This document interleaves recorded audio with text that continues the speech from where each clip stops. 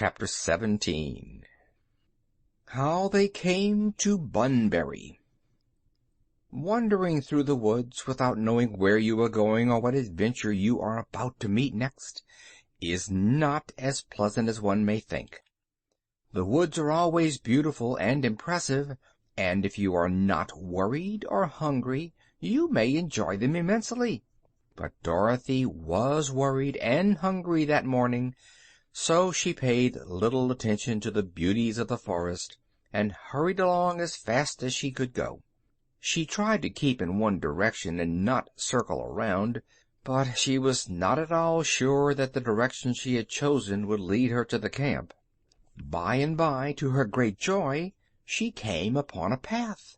It ran to the right and to the left, being lost in the trees in both directions, and just before her upon a big oak were fastened two signs with arms pointing both ways. One sign read, "Take the other road to Bunbury," and the second sign read, "Take the other road to Bunnybury." "Well," exclaimed Billina, eyeing the signs, "this looks as if we were getting back to civilization again." "I'm not sure about the civilization, dear," replied the little girl, "but it looks as if we might get somewhere, and that's a big relief anyhow." "Which path shall we take?" inquired the yellow hen. Dorothy stared at the signs thoughtfully. "Bunbury sounds like something to eat," she said. "Let's go there." "It's all the same to me," replied Billina. She had picked up enough bugs and insects from the moss as she went along to satisfy her own hunger, but the hen knew Dorothy could not eat bugs, nor could Toto. The path to Bunbury seemed little traveled, but it was distinct enough and ran through the trees in a zigzag course until it finally led them to an open space filled with the queerest houses Dorothy had ever seen. They were all made of crackers laid out in tiny squares, and were of many pretty and ornamental shapes, having balconies and porches with posts of breadsticks and roofs shingled with wafer crackers. There were walks of bread crusts leading from house to house and forming streets, and the place seemed to have many inhabitants.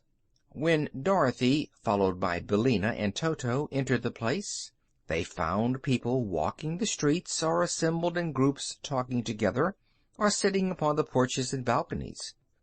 And what funny people they were! Men and women and children were all made of buns and bread. Some were thin and others fat.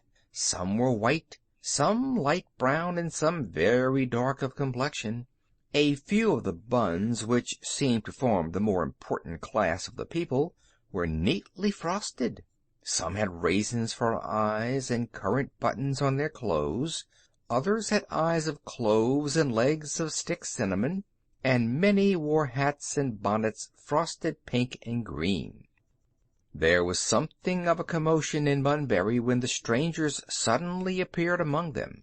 Women caught up their children and hurried into their houses, shutting the cracker doors carefully behind them. Some men ran so hastily that they tumbled over one another, while others, more brave, assembled in a group and faced the intruders defiantly. Dorothy at once realized that she must act with caution in order not to frighten these shy people, who were evidently unused to the presence of strangers.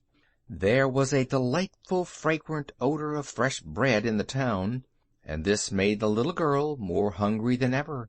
She told Toto and Billina to stay back, while she slowly advanced toward the group that stood silently awaiting her.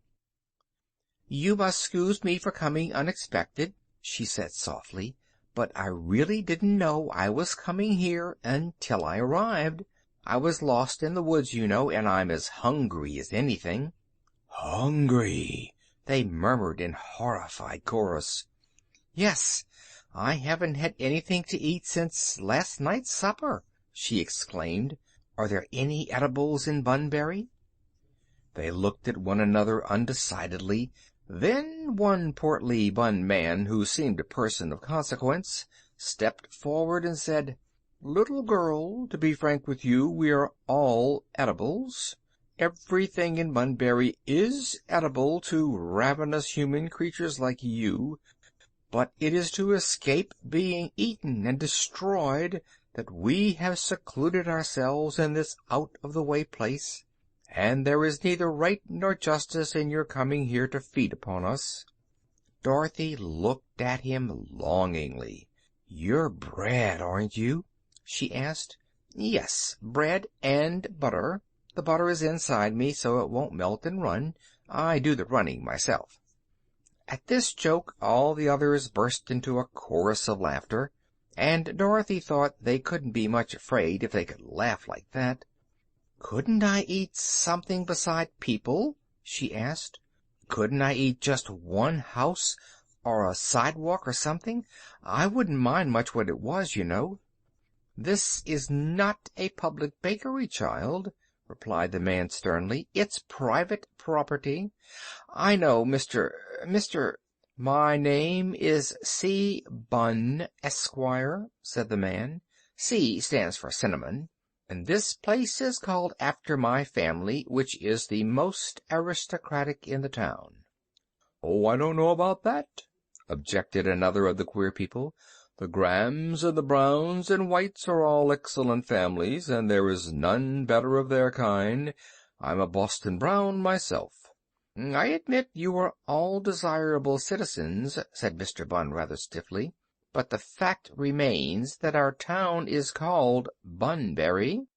"Excuse me," interrupted Dorothy, "but I'm getting hungrier every minute. Now, if you're polite and kind, as I'm sure you ought to be, you'll let me eat something. There's so much to eat here that you would never miss it."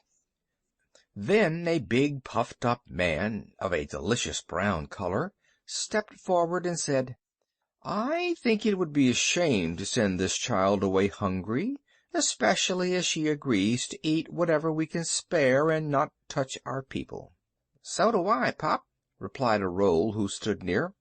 "What, then, do you suggest, Mr. Over?" inquired Mr. Bunn. "Why, I'll let her eat my back fence if she wants to. It's made of waffles, and they're very crisp and nice." "She may also eat my wheelbarrow," added a pleasant-looking muffin. "It's made of Nabiscos with a zuzu wheel." "Very good," remarked Mr. Bunn. "That is certainly very kind of you. Go with Popover and Mr. Muffin, little girl, and they will feed you."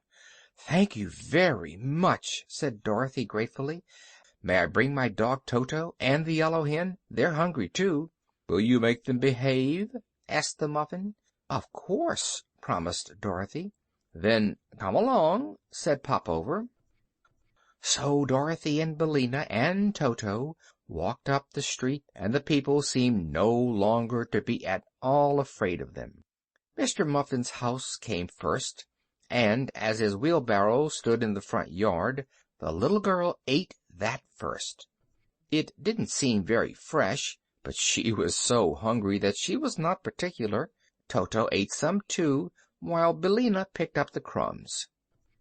While the strangers were engaged in eating, many of the people came and stood in the street curiously watching them.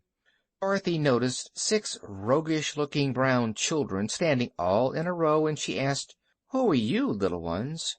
"We're the Graham Gems," replied one, "and we're all twins." "I wonder if your mother could spare one or two of you?" asked Billina, who decided that they were fresh-baked. But at this dangerous question the 6 little Gems ran away as fast as they could go. "You mustn't say such things, Billina," said Dorothy reprovingly. "Now let's go into Pop-Over's backyard and get the waffles." "I sort of hate to let that fence go," remarked Mr. Over nervously as they walked toward his house. "The neighbors back of us are soda biscuits, and I don't care to mix with them." "But I'm hungry yet," declared the girl. "That wheelbarrow wasn't very big. I've got a shortcake piano, but none of my family can play on it," he said reflectively. "Suppose you eat that." "All right," said Dorothy. "I don't mind. Anything to be accommodating." So Mr. Over led her into the house, where she ate the piano, which was of an excellent flavor. "Is there anything to drink here?" she asked. "Yes, I've a milk pump and a water pump. Which will you have?" he asked. "I guess I'll try 'em both," said Dorothy. So Mr. Over called to his wife, who brought into the yard a pail made of some kind of baked dough, and Dorothy pumped the pail full of cool, sweet milk and drank it eagerly. The wife of Pop Over was several shades darker than her husband. "Aren't you overdone?" the little girl asked her. "No, indeed," answered the woman. "I'm neither overdone nor done over. I'm just Mrs. Over, and I'm the president of the Bunbury Breakfast Band." Dorothy thanked them for their hospitality and went away. At the gate Mr. Cinnamon Bun met her and said he would show her around the town. "We have some very interesting inhabitants," he remarked, walking stiffly beside her on his stick cinnamon legs, "and all of us who are in good health are well bred. If you are no longer hungry, we will call upon a few of the most important citizens." Toto and Billina followed behind them, behaving very well, and a little way down the street they came to a handsome residence where Aunt Sally Lunn lived. The little old lady was glad to meet the little girl, and gave her a slice of white bread and butter which had been used as a doormat. It was almost fresh, and tasted better than anything Dorothy had eaten in the town. "Where do you get the butter?" she inquired. "We dig it out of the ground, which, as you may have observed, is all flour and meal," replied Mr. Bunn. "There is a butter mine just at the opposite side of the village. The trees which you see here are all doughleanders and doughderas, and in the season we get quite a crop of doughnuts off them." "I should think the flour would blow around and get into your eyes," said Dorothy. "No," said he. "We are bothered with cracker dust sometimes, but never with flour." Then he took her to see Johnny Cake, a cheerful old gentleman who lived near by. "I suppose you've heard of me," said old Johnny with an air of pride. "I'm a great favorite all over the world." "Aren't you rather yellow?" asked Dorothy, looking at him critically. "Maybe, child, but don't think I'm bilious, for I was never in better health in my life," replied the old gentleman. "If anything ailed me, I'd willingly acknowledge the corn." "Johnny's a trifle stale," said Mr. Bunn as they went away, "but he's a good mixer and never gets cross-grained. I will now take you to call upon some of my own relatives." They visited the Sugar Buns, the Currant Buns, the Spanish Buns, the latter having a decidedly foreign appearance. Then they saw the French Rolls, who were very polite to them, and made a brief call upon the Parker H. Rolls, who seemed a bit proud and overbearing. "But they're not as stuck up as the Frosted Jumbles," declared Mr. Bunn, "who are people I really can't abide. I don't like to be suspicious or talk scandal, but sometimes I think the Jumbles have too much baking powder in them." Just then a dreadful scream was heard, and Dorothy turned hastily around to find a scene of great excitement a little way down the street. The people were crowding around Toto and throwing at him everything they could find at hand. They pelted the little dog with hardtack, crackers, and even articles of furniture which were hard-baked and heavy enough for missiles. Toto howled a little as the assortment of baked stuff struck him, but he stood still, with head bowed and tail between his legs, until Dorothy ran up and inquired what the matter was. "Matter!" cried a rye loafer indignantly. "Why, the horrid beast has eaten 3 of our dear crumpets, and is now devouring a salt-rising biscuit." "Oh, Toto, how could you!" exclaimed Dorothy, much distressed. Toto's mouth was full of his salt-rising victim, so he only whined and wagged his tail. But Billina, who had flown to the top of a cracker house to be in a safe place, called out, "Don't blame him, Dorothy. The crumpets dared him to do it." "Yes, and you pecked out the eyes of a Raisin Bun, one of our best citizens," shouted a bread pudding, shaking its fist at the yellow hen. "What's that? What's that?" wailed Mr. Cinnamon Bun, who had now joined them. "Oh, what a misfortune! What a terrible misfortune!" "See here," said Dorothy, determined to defend her pets. "I think we've treated you all pretty well, seeing you're eatables and regular food for us. I've been kind to you and eaten your old wheelbarrows and pianos and rubbish and not said a word. But Toto and Billina can't be 'spected to go hungry when the town's full of good things they like to eat, 'cause they can't understand your stingy ways as I do." "You must leave here at once," said Mr. Bunn sternly. "Suppose we won't go," said Dorothy, who was now much provoked. "Then," said he, "we will put you into the great ovens where we are made, and bake you."